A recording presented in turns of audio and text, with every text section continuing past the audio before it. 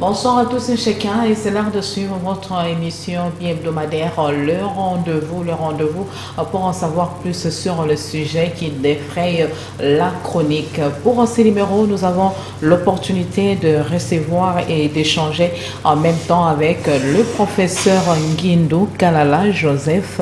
Bonsoir professeur. Bonsoir Madame Adèle. Le professeur Nguindou Kalala Joseph est secrétaire général académique sortant de l'IEC Kinshasa, DGA honoraire de l'Office national du café, plusieurs fois conseiller au ministère des Affaires étrangères, au ministère de la décentralisation et au ministère de l'ETP.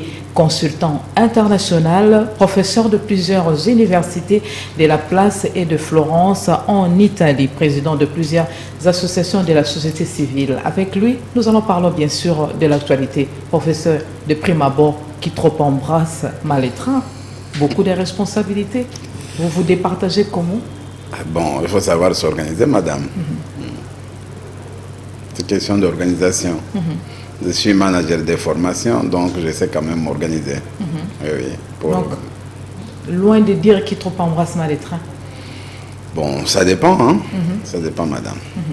Voilà, professeur, nous allons parler de l'actualité avec le 3e conclave de la communauté des États d'Afrique de l'Est. Que pensez-vous de la force régionale qui sera déployée à l'Est de la République démocratique du Congo en vue de tenter de soulager tant soit peu le calvaire de la population de l'Est dû à la guerre imposée injustement par le Rwanda?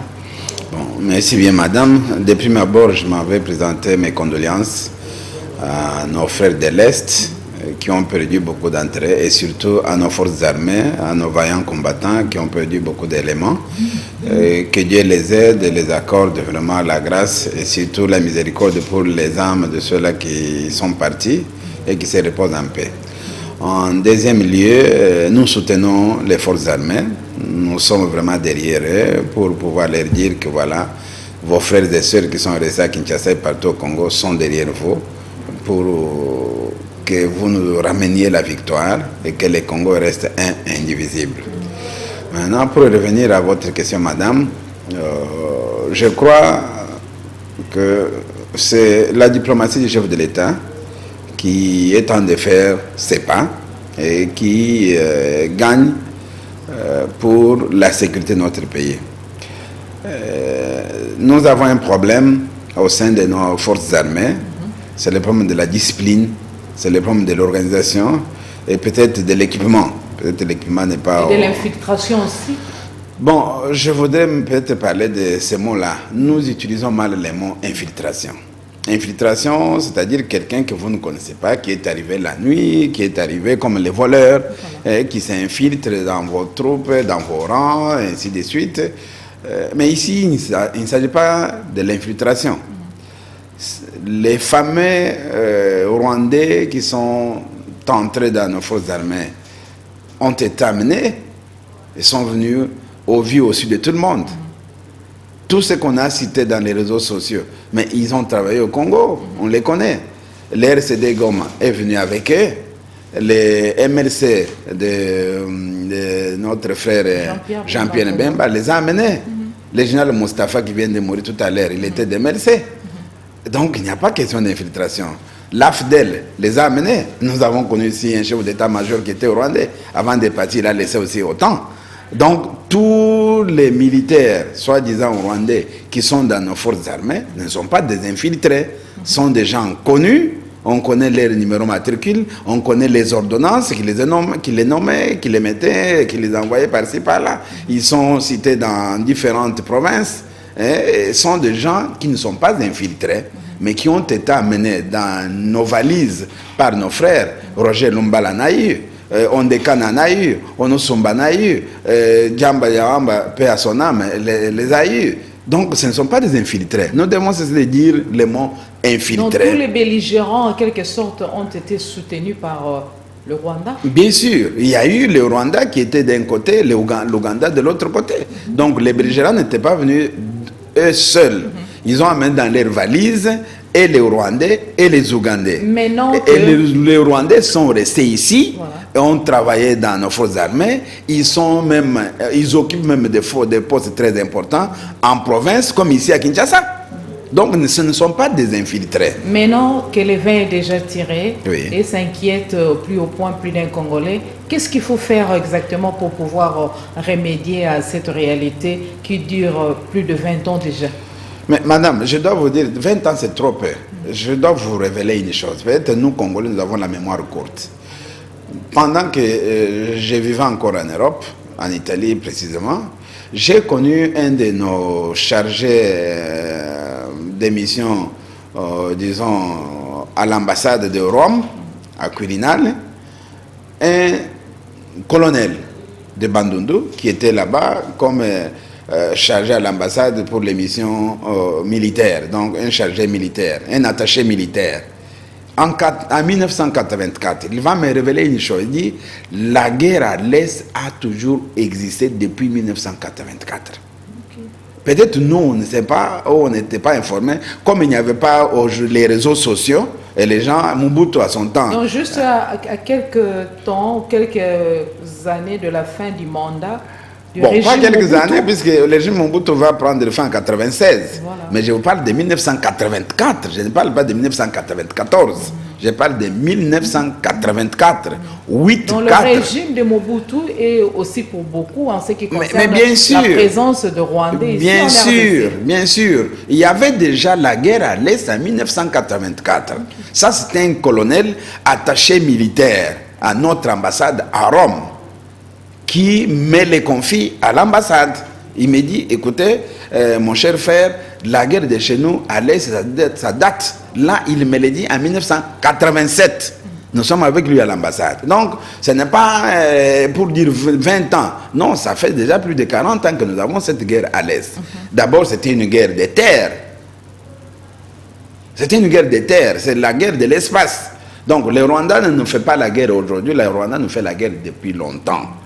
Puisque, à ce temps-là, c'était pour occuper l'espace, à cause de la démographie très élevée au Rwanda. Mais maintenant, ce n'est plus la guerre de l'espace tout simplement, c'est la guerre et de l'espace et de l'exploitation des ressources naturelles, pour lesquelles le Rwanda, sans ces ressources-là ne vit pas. Je dois vous rappeler une chose. Je vous en prie. Oui, le budget de Rwanda, aujourd'hui, le budget de Rwanda est à 40% soutenu par l'Occident, donc l'extérieur, et plus ou moins à 50% soutenu par les ressources naturelles du Congo. Donc, sans les ressources naturelles du Congo, le Rwanda n'existe plus. Je ne sais pas, selon vous, qu'il faut à tout prix rompre les relations diplomatiques avec le Rwanda. Est-ce que c'est une solution? J'entends parler de ça. La société civile en a parlé, l'opposition en a parlé. Mais c'est une solution. Et si ce n'est pas une solution, vous proposez Mais voilà, laquelle? puisque nous sommes obligés de vivre ensemble avec les Rwandais. Okay. C'est un voisin naturel. Le Congo est voisin naturel du Rwanda et le Rwanda est voisin naturel du Congo. On ne va jamais déplacer le Congo et on ne va jamais déplacer le Rwanda. Mais au moment où ils agressent la RDC... Nous devons nous faire fort. Nous devons nous faire respecter. Les Congos ne se fait pas respecter. Nous pleurnichons devant, on dirait, j'étais en train de lire tout à l'heure là, un documentaire où on parlait de Rwanda, on les qualifiait comme un virus. Les pays doivent se faire respecter, c'est bien sûr. Expliciter comment se exactement. Se faire respecter, c'est-à-dire frapper fort, armé convenablement. Tout à l'heure, là, il y a l'ancien secrétaire général et le secrétaire des Affaires étrangères, un ancien ministre des Affaires étrangères américain, que vous connaissez très bien, qui parle trop. Il dit, mais les Congolais, l'armée congolaise doit faire du travail. Mais cette armée qui est infiltrée, il y a les Rwandais. Mais il faut la réforme. Ils ne vont pas accepter Nous demandons au chef de l'État d'extraire, d'extirper dans notre armée tous ceux-là qui sont des traîtres et tous ceux-là qui ne sont pas des Congolais. Et ça ne pose pas de problème. On n'a qu'à extraire tous ces gens-là et puis réformer notre armée, l'équiper convenablement et surtout la discipline. L'armée, c'est la discipline. C'est un travail de titan qui devait être fait. Non, ça ne doit pas être un travail de longue haleine, madame. Ça ne doit pas être un travail. Puisque nous sommes agressés. C'est pas tard. Ce n'est pas tard. Nous sommes agressés. Nous avons de vaillants combattants. Nous avons de vaillants combattants.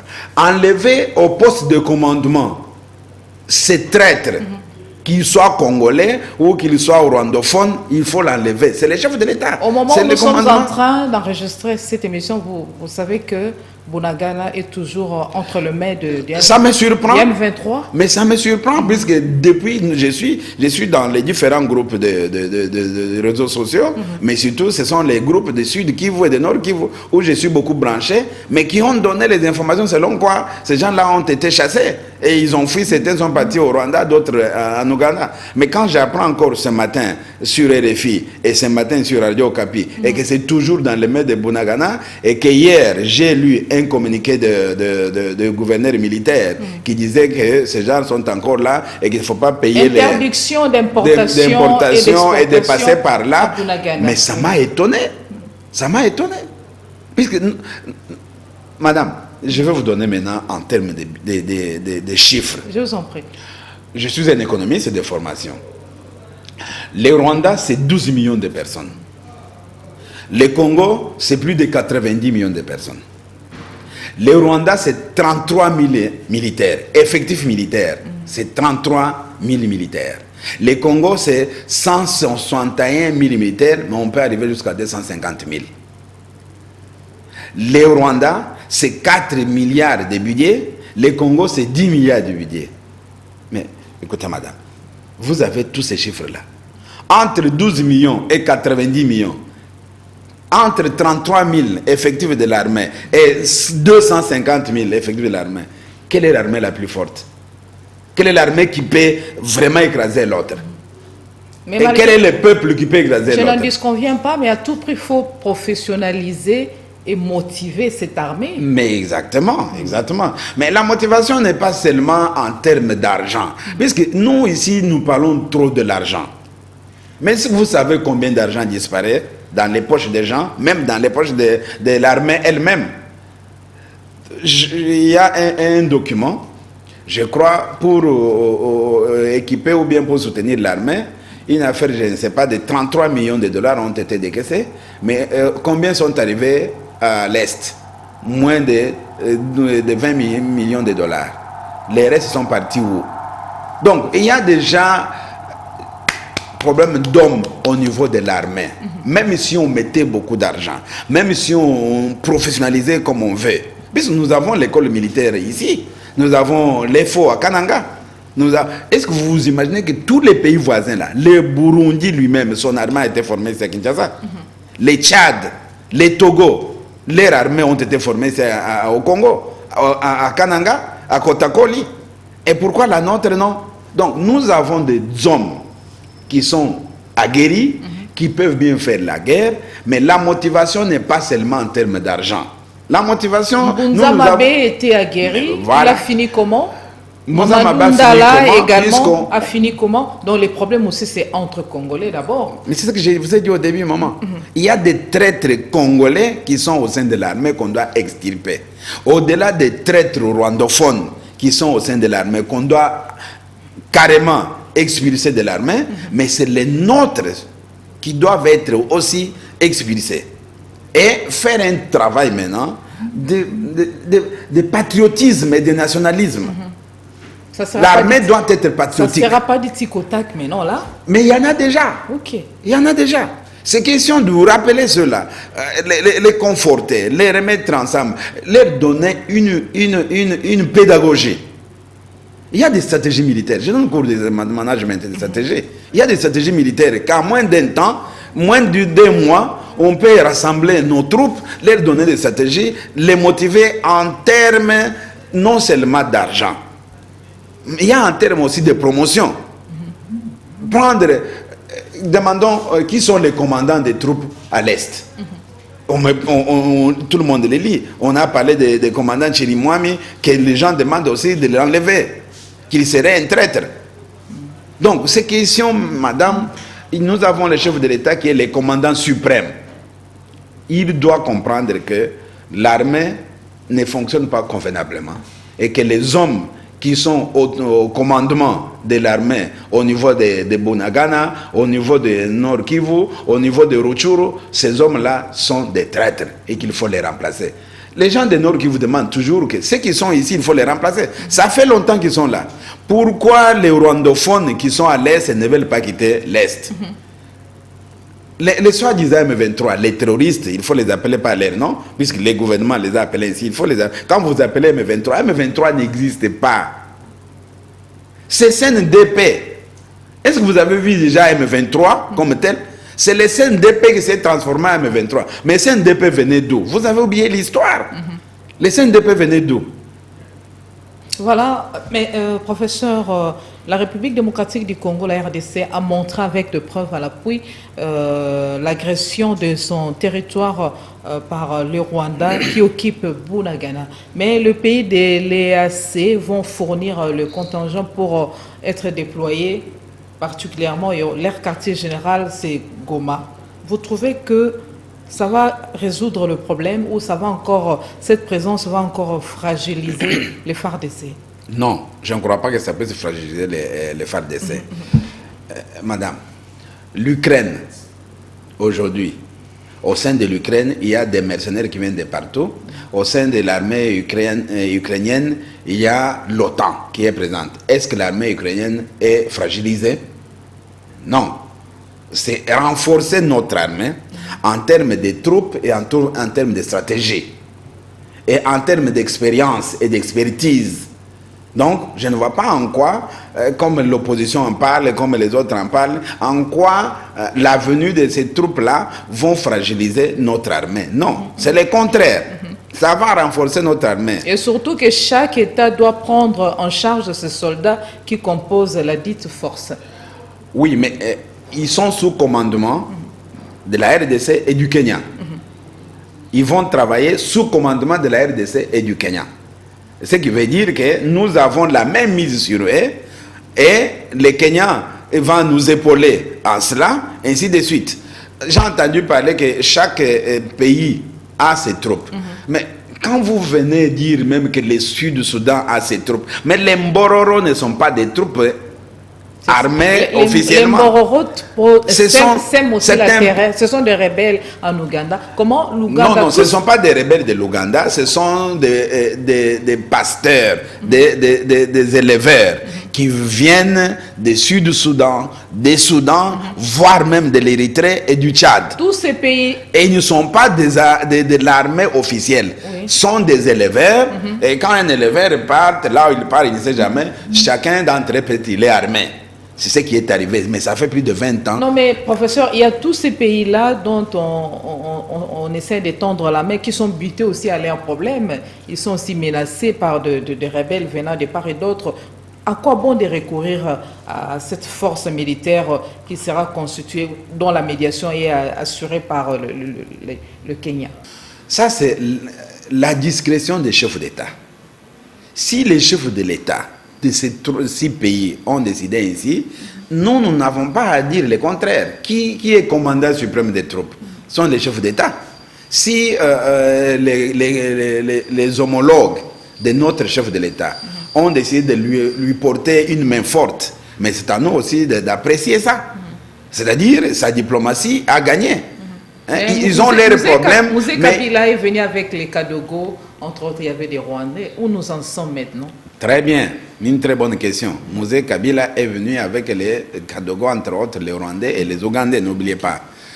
Pourquoi Mouzé les a chassés une année après? C'est ça la question que nous devons nous poser. Ils étaient alliés.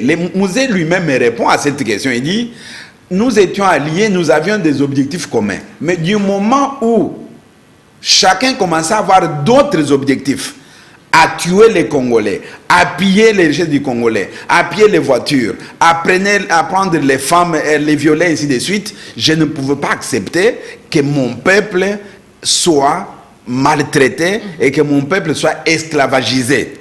C'est ce que Mouzé nous dit très bien. C'est pour cela que Mouzé a dit, prenez-vous en charge. Alors, du moment où ils viennent avec d'autres objectifs, on les a chassés, et voilà la guerre qu'ils ont menée, la deuxième guerre de RCD Goma. Le 2 août, qui a commencé cette guerre-là, c'est puisque Mouzé les a chassés, et en les chassant, Mouzé savait bien que ces gens avaient commencé à changer leurs objectifs. Or, pour le moment, ce n'est pas le cas. Pour le moment, sont d'abord, c'est un petit groupe qui sera circonscrit au Nord Kivu pour Bunagana et pour les autres groupes qui ne déposeront pas les armes qu'on doit chasser. Donc tout ce qui est autour de Nord Kivu et de l'Ituri. Donc il faut les chasser. Ça, c'est la première des choses. Il faut qu'on se commence sur ça. Ce sont les chefs d'État qui ont décidé. Et ça, c'est décidé officiellement dans un cadre d'un sous-ensemble régional EAC. Or, Mosè ne les a pas amenés dans un cadre d'un sous-ensemble régional.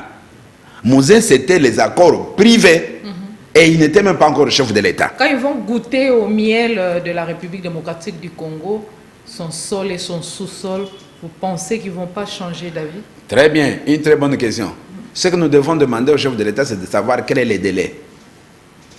Dans leur conclave, quel a été le délai qui sera donné à ces troupes ou à cette troupe qui va venir ou qui vont venir. Ça, c'est la première des choses. Et leur surface de travail, c'est laquelle? C'est tout Nord Kivu jusqu'à Beni Butembo et c'est tout tout Ituri où c'est circonscrit.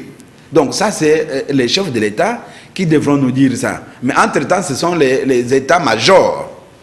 Nous avons un chef d'état-major qui devra travailler avec ses collègues de ces pays-là. Puisque jusqu'à présent, on n'a pas encore donné les modalités. On n'a pas donné ce qu'on appelle le MOE, donc les contrats qui va les amener ici. Ce n'est pas encore donné. Là, les chefs de l'État ont décidé. Maintenant, il faut que l'équipe technique, les experts, travaillent sur la durée et sur l'espace pour nous dire, voilà, durée c'est autant, l'espace c'est lesquels, ainsi de suite. Et les nombres même des troupes, on ne sait pas, le Kenya va envoyer combien, l'Ouganda va envoyer combien, le Sud-Soudan va envoyer combien, le Burundi va envoyer combien. Comme le Rwanda est exclu, le Rwanda ne va pas venir. Il ne reste que le Kenya, le Sud-Soudan, le Burundi, l'Ouganda. D'aucuns pensent que le Rwanda ne va pas s'exécuter facilement. Non, mais le Rwandais étant déjà sur le terrain, c'est lui qu'on doit chasser. Mais ça ne sera pas facile, d'autant plus que 80% de richesses, entre autres le cobalt, ils prennent ça de la RDC pour développer leur pays. Entre autres, on sait que le cobalt est utilisé dans la fabrication des téléphones. Vous pensez qu'ils vont facilement céder? C'est ça le problème. Maman, voilà. Un petit groupe comme ça ne peut pas continuer à émailler un grand groupe. Je vous disais tout à l'heure, il y a un documentaire, quelqu'un qualifie le Rwanda d'un virus, mais ce n'est pas un virus dans le sens que... non, dans le sens qu'il est petit, il entre dans un grand et il fait tomber les grands. Donc le virus, quand il entre dans notre corps, nous avons vu ici le virus qu'on appelle, comment on appelle, il est encore là, Covid-19. C'est un petit insecte comme ça, qui est dans notre corps et qui fait souffrir tous les corps. Donc il faut chercher comment extirper ces virus-là dans les corps. Tu comprends? Donc nous sommes en train de chercher les voies et moyens par lesquels il faut extirper les virus qui est dans notre corps. Alors, les voies et moyens, entre autres, c'est cette formation de cette armée étrangère qui va venir. Ça, c'est de un. De deux, nous avons notre armée. De trois, il faut savoir pourquoi le virus est entré dans notre corps. Maintenant, j'ai dit, pourquoi aujourd'hui, les soi-disant M23, donc les terroristes de M23, ont fait réapparition. Les gens vont vous dire non, puisque là-bas au Kenya, à Nairobi, on les a exclus. Ce n'est pas vrai. La vérité, c'est laquelle? Bientôt une année qu'on a fait, on a décrété l'état de siège. OK? Au Nord Kivu et en Ituri. Les Rwandais se fournissaient des matières premières de Nord Kivu. On a créé une usine de raffinerie de l'or au Rwanda. Il y a aussi une usine de raffinerie de cobalt et de coltan au Rwanda. Je vous informe que depuis 2 mois, il y a une nouvelle usine de l'or chez nous, à Bukavu. Donc l'or qui allait au Rwanda va aller à Bukavu pour être raffiné. Attendez que je termine, madame. L'or qui allait au Rwanda va aller maintenant à Bukavu pour être raffiné. Deuxième chose, avec l'état de siège, on a bloqué complètement toute la matière première qui sortait, qui allait au Rwanda. Ok. Est-ce que vous croyez que le Rwanda devait rester calme, croiser les bras, vous dire non, voilà, vous êtes des gentils, vous m'avez coupé de l'herbe sur le pied et je dois vous laisser tranquille? Non, c'est ça la motivation. C'est une motivation économique qui a poussé le Rwanda à entrer au Congo par les soi-disant M23 interposés, puisque M23 n'existait plus. Je vous donne une autre information. En 2013, quand les M23 étaient défaits, ils sont restés 700. Les 700, plus de 400 étaient en Ouganda et 300 au Rwanda. Aujourd'hui, comment on peut avoir 1000, 2000 M23? Ça vient d'où? Professeur, oui. Au sein de l'opposition, on traite les chefs de l'État congolais, Félix, d'avoir des propos contradictoires. Il s'est contredit dans ce qu'il dit. Quand il est avec Sassou, il dit autre chose. Devant le chef d'État de la sous-région, il dit autre chose. Devant le Rwanda, il dit autre chose.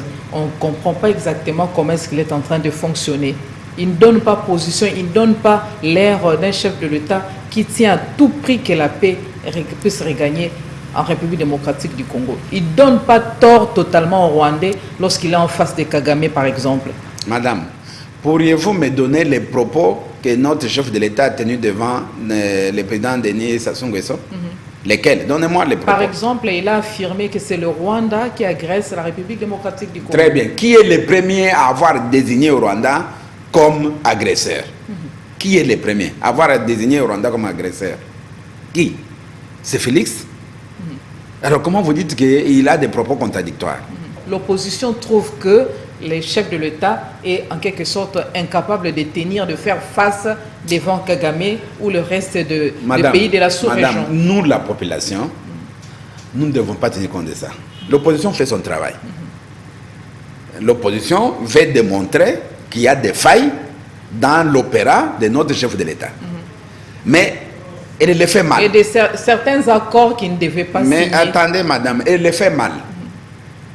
Puisque, est-ce que vous, avec moi, ça fait maintenant 3 ans que Félix est au pouvoir, quel est le projet de société que l'opposition vous a présenté? L'opposition se relaye de tout ce qui sort des réseaux sociaux. Et ça, c'est une opposition. Elle relaye tout ce qui sort des réseaux sociaux. Non, l'opposition devrait nous présenter un programme contraire, un programme opposé à celui du gouvernement actuel.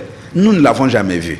L'opposition devait nous présenter un projet de société contraire ou opposé à celui du gouvernement actuel. Nous ne l'avons jamais vu.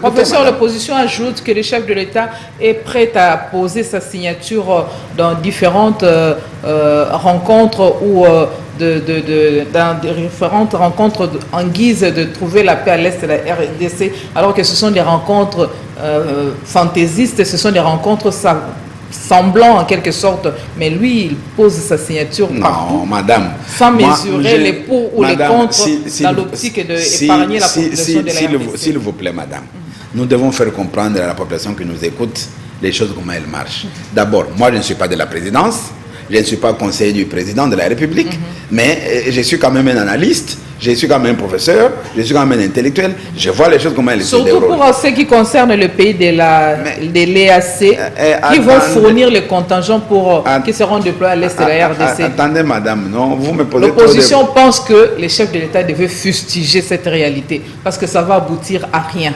Vous croyez bien que les chefs de l'État ne l'ont pas fait? Je n'ai pas vu les propos tenus devant Kagame, dont l'opposition parle, dont vous avez évoqué ici. Je n'ai pas vu les propos tenus devant les autres chefs de l'État. Ici, à Brazzaville, il a bien dit, il a parlé, le chef de l'État a dit très bien, nous sommes agressés par le Rwanda. Et il a dit même en Angola, ou c'est la paix totale, ou c'est la guerre totale. Ces mots-là sortent de la bouche du chef de l'État. Donc on ne peut pas dire qu'il ne dit pas. Quand il est parti là-bas, mais pourquoi les autres vont accepter d'envoyer les troupes si lui ne cherchait pas la paix? Je vous donne un exemple. Non, il faut éviter tous ces genres de propos. Mais pourquoi déclarer pas directement la guerre avec le Rwanda, au lieu de recourir à Vous tous croyez ces que c'est pays facile voisins, de déclarer la guerre comme ça? à recourir à tous ces pays voisins qui sont complices? Maman Adèle, vous croyez que c'est facile de déclarer? Vous croyez que même si Fayoulou, même si l'opposition était au pouvoir, vous croyez qu'il allait déclarer la guerre immédiatement? On ne fait pas des alliances avec les diables. Les gars. Non, Mobutu a dit quoi? Ce sont des alliances Mobutu avait dit quoi? de conclure avec les Mobutu diables. avait dit quoi? Pour la paix, je signerai même l'alliance avec les diables. Donc, écoutez, prenons le cas de l'Union européenne. Puisque j'ai l'impression que nous, les Congolais, nous avons l'amnésie de mémoire. L'Allemagne a fait la guerre à presque tous les pays européens. Et la France en premier lieu. C'était son premier ennemi, la France. Et l'Italie. L'Italie s'est alliée avec l'Allemagne de Hitler pour combattre les autres. Ok? La deuxième guerre mondiale, c'était ça. La première sans oublier aussi. Toutes les deux guerres mondiales sont parties des Balkans. Mais qu'est-ce qui est arrivé aujourd'hui? Qui a créé la communauté économique européenne, la CE? Qui a créé l'Union européenne? Qui sont les moteurs de l'Union européenne? C'est la France, l'Allemagne et l'Italie. Qui hier se faisaient la guerre, aujourd'hui sont devenus les moteurs de l'Union européenne. Mais la manière dont attendez, maman. le Mali se comporte à l'égard des Français, c'est quand même un exemple à suivre, vous ne trouvez pas, pour la République démocratique du Congo? Mais l'exemple à suivre, c'est lequel? L'exemple à suivre, c'est le fait que l'Allemagne et la France s'entendent. L'Allemagne et l'Italie et la France s'entendent pour avoir créé l'Union européenne. Le fait qu'aujourd'hui, ils partagent leur joie ensemble, leur tristesse ensemble. Ils les partagent ensemble. C'est ça la bonne manière à faire. C'est ce qu'on devrait faire entre nous, le Rwanda, l'Ouganda et le Burundi. C'est ça ce que le chef de l'État a cherché. Quand le chef de l'État est arrivé, qu'est-ce que Félix a fait? Il a engagé une diplomatie de bon voisinage. Il est parti partout là pour leur dire non. Travaillons ensemble pour le développement de notre sous-région. Est-ce que vous savez que la sous-région de l'Afrique centrale est la moins développée par rapport à toutes les autres sous-régions? Nous sommes tellement, il n'y a pas une route ici qui nous amène au Burundi, ni en Tanzanie, ni en Zambie. En Zambie, maintenant, on est en train de faire une route de Kasumbalesa. Et on fera l'autre de Kolwezi et Solwezi pour nous permettre d'accéder tranquillement. Ici, l'Angola, tout près. Par près. exemple, le chef de l'État n'a pas sollicité l'armée du Congo-Brazza pour revenir en aide à la RDC en ce qui concerne la situation. Ils ont déjà fait les hauts feux de guerre. Nos amis de Congolais de Brazzaville, nos frères, ont déjà des hauts faits de guerre. Vous avez une histoire des hauts faits de guerre qui viennent du Congo-Brazzaville? Non, s'il vous plaît. C'est la même chose. Est-ce que les Rwandais ne sont pas au Congo-Brazzaville? Vous n'avez pas entendu est-ce que vous n'avez pas entendu qu'on leur a donné 12 000 hectares? Et au Burundi, il y a des hauts faits de guerre? Au Burundi, il y a des hauts faits de guerre? Oui. Le Burundi, c'est depuis longtemps qu'il est en guerre. Mais le pays existe. Avec les pays administrés. À l'époque de l'Issouba, il y avait guerre au Congo-Brazzaville aussi. Mais ils ont fait les hauts faits de guerre où? Donnez-moi un exemple. Donc, s'il vous plaît, ce dont nous devons faire maintenant. Moi, je disais tout à l'heure que le chef de l'État a appliqué la diplomatie de bon voisinage. Maintenant, si cette diplomatie de bon voisinage a démontré des limites, s'il faut le dire, il faut changer les fusils d'épaule. Changer les fusils d'épaule, c'est quoi? Je venais de vous le dire, c'est former une bonne armée qui existe déjà. Il faut seulement l'équiper, la discipliner et la mettre... Une petite précision, la force militaire régionale va coopérer avec la force des Nations Unies au Congo, MONUSCO, dans un premier temps. Le Kenya prend les bâtons de commandement après. On sait déjà que la MONUSCO nous a déçus à maintes reprises. Quand on associe encore la MONUSCO, c'est une grande déception pour la population. Heureusement que vous venez de le dire. La MONUSCO est là, ça fait 20 ans. La MONUSCO n'a jamais amené la paix au Congo. Pour nous, la MONUSCO devait disparaître. Ça, c'est mon point de vue. La MONUSCO devait disparaître. Ça fait 20 ans qu'elle est là. Au contraire, elle est traître. Puis ce sont dans les conteneurs de la MONUSCO que les armes entrent. Est-ce que dernièrement, on n'a pas arrêté une vingtaine de conteneurs à la douane là-bas, à la frontière avec l'Ouganda? Et qui ça a créé des problèmes puisque les douaniers voulaient à tout prix ouvrir les conteneurs et MONUSCO s'opposait. Donc, 20 ans que MONUSCO est là, je dois vous rappeler une chose, peut-être nous oublions trop, j'ai dit bien ça. Quand on a tué notre premier ministre, mais l'ONU était ici. Quand on a tué Mouzé, mais la MONUC était ici.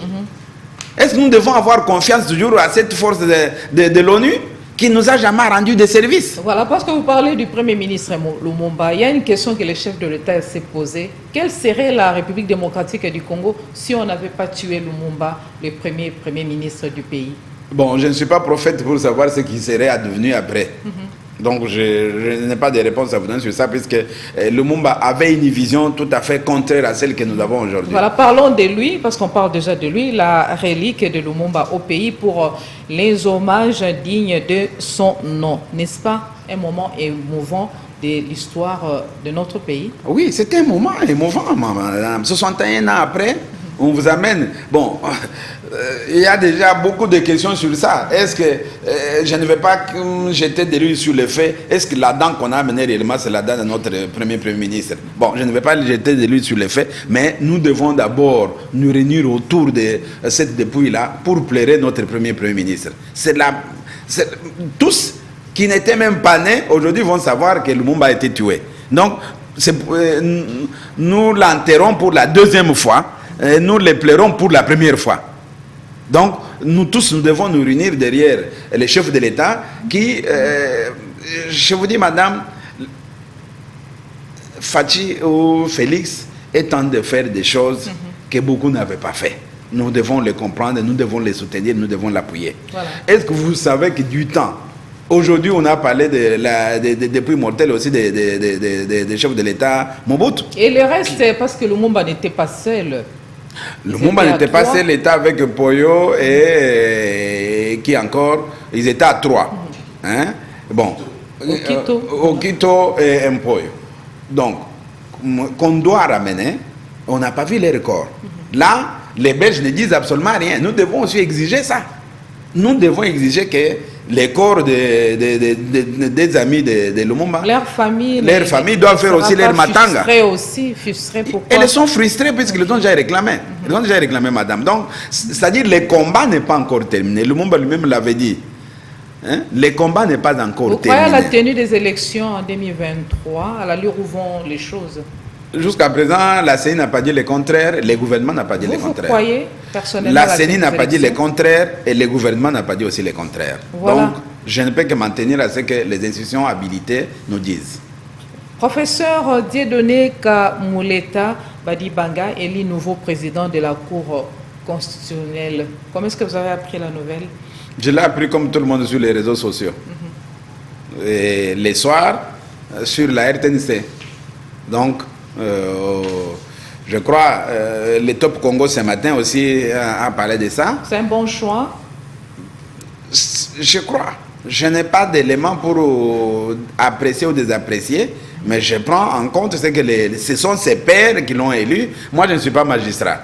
Donc, si le corps des magistrats est représenté par les 9 qui sont à la Cour constitutionnelle, ont choisi Dieudonné Badibanga Kamuleta, je crois qu'il mérite sa place. Et il y a un avocat qui a bien dépeint sa personnalité. Il a été déjà substitut procureur, il a été à Kolwezi, à Lubumbashi, à Bandaka, il était président de la cour d'appel à Matadi quand il a été nommé conseiller à la cassation. Donc c'est un monsieur qui mérite. Si les autres l'ont choisi, on ne peut que l'appuyer et continuer à l'aider pour qu'il fasse bien son travail. Voilà, parce que nous sommes à la fin de cette émission. Vous avez remarqué, il y a eu des coupures intempestives du courant électrique. Professeur, est-ce que vous pouvez pas placer un mot par rapport à la SNEL qui est censée procéder à la planification, que la SNEL puisse être planifiée en vue par rapport à la démographie? Parce que des coupures intempestives en plein centre-ville, en plein 21e siècle, ça n'existe pas. 1 mois, 2 secondes avant de clôturer. Madame, c'est regrettable la façon dont la SNEL est gérée. Il y a la malgouvernance, s'il faut ainsi dire, au niveau de la SNEL, puisque j'ai l'impression que la SNEL n'anticipe pas dans sa planification la démographie de Kinshasa. C'est presque partout dans tous les quartiers de Kinshasa, on a les problèmes de coupure de courant. Et pourtant, nous avons 38% d'hydrographie africaine. S'il y a 10 rivières en Afrique, 4 sont au Congo. Donc nous ne pouvons pas souffrir de manque du courant. Voilà. C'est-à-dire il faut revoir la gouvernance de la SNEL et revoir aussi tous les outils et tous les instruments de la SNEL. Merci d'avoir répondu à notre invitation ainsi qu'à toutes les questions. Comme vous êtes professeur, vous dispensez des cours à l'ISC Gombe. Mais comment se passe la situation aussi au niveau des étudiants le bus que les chefs de l'État a promis aux étudiants, les étudiants vivent le moral en berne à cause de cette réalité. Jusque-là, on ne voit pas ces bus. Est-ce que c'est dit à quoi? Parce qu'il n'y a pas de route. Qu'est-ce qui pose problème? Qu'est-ce qui bloque? Vous, les enseignants, vous n'êtes pas bien rémunérés. Il y a des grèves en série et consorts. Je veux que votre mot de la fin tourne autour de ça. Vous avez 2 minutes, excusez-moi pour ça. Oui, madame. Merci bien de votre question, mais vous m'amenez sur un terrain pour lequel je ne suis pas associé à la gestion de Transacademia, les bus qu'on a achetés par les chefs de l'État pour les étudiants. Dernièrement, j'ai suivi le ministre des Transports qui disait très bien que les problèmes étaient posés au niveau de l'identification des étudiants. Il faut que les établissements identifient leurs étudiants, qu'on leur donne des cartes. C'est à travers les cartes qu'ils vont entrer dans les bus, pour qu'on sache qui entre dans les bus et qui n'y entre pas. Et les cartes devront avoir, ce seront des cartes, si je ne m'abuse pas, ayant des puces, où tout est intégré. Il fallait faire ça bien avant. Bon, les problèmes de notre pays... Vous voulez te justifier après? Non, les problèmes de notre pays, ce sont les précipitations dans lesquelles nos politiciens nous amènent. J'ai toujours dit, au Congo, il y a la politique effet caméra. Donc, au lieu de faire une analyse avant, de prévoir les conséquences, les avantages et les inconvénients, on ne le fait pas. Directement, on se jette, on veut aller vers la télévision, comme je suis venu chez vous. L'essentiel est qu'on voit que tel ministre a fait un tel travail. Donc, par rapport au comportement aussi, à la politique de notre gouvernement, il y a à boire aussi et à manger. Je n'ai pas dit le contraire, madame. Chaque gouvernement, ce n'est pas seulement les nôtres. Partout au monde, les gouvernements, il y a des gouvernements de fois où on fait des choses avec précipitation. Il y a beaucoup de défis à relever. Oui, voilà, les défis.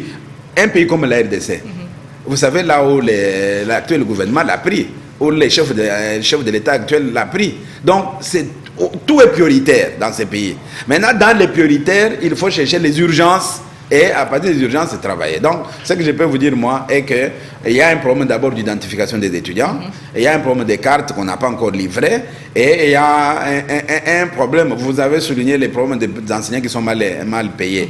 Bon, ça c'est un travail qui est en cours avec le gouvernement. Vous avez entendu les grèves des professeurs. Nous sommes en train de travailler pour que le gouvernement puisse tenir compte des besoins des professeurs et améliorer leurs conditions de vie professionnelle et de vie sociale. C'est un plaisir énorme d'échanger avec vous. Je sais que vous, fidèles téléspectateurs, vous avez pu avoir beaucoup d'un professeur qui dispense bien des cours. Aujourd'hui, c'était une occasion pour vous, les fidèles téléspectateurs, de le suivre sur le plateau de votre émission que vous aimez bien, Les Rendez-vous. Pour ceux qui ont pris l'émission en cours, la rediffusion, c'est demain à 11h, heure de Kinshasa. Si vous avez aimé l'émission, n'oubliez pas de remercier la chaîne de référence Antenne A et les preneurs de vue. Une très belle soirée à tous et à chacun.